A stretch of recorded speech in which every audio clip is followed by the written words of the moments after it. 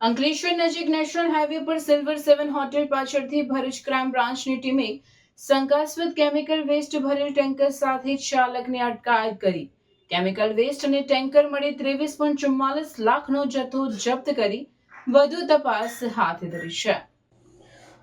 Bharuch crime બ્રાન્ચની team Ankleshwar વિસ્તારમાં પેટ્રોલિંગમાં હતી તે દરમિયાન બાતમી મળી હતી કે નેશનલ હાઈવે પર આવેલ સિલ્વર 7 હોટેલ પાસે એક શંકાસ્પદ ટેન્કર ઊભું છે અને ટેન્કરમાંથી સેમ્પલ લઈ તેનું વેચાણ કરવા માટે કવાયત ચાલી રહી છે.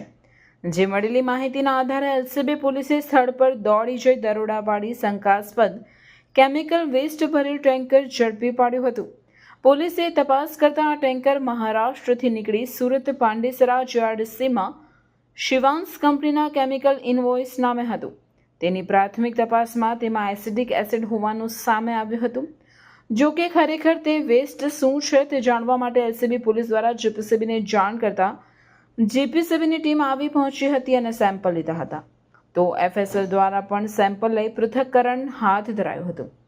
એલસીબીની ટીમે યુપીના ટેન્કર ચાલક શૈલેષ લાલ યાદવની અટકાયત કરી વધુ તપાસ હાથ ધરી 3,44,000નો શંકાસ્પદ કેમિકલ વેસ્ટનો જથ્થો તેમજ ટેન્કર મળી કુલ 23.44 લાખનો મુદ્દામાલ જપ્ત કર્યો હતો.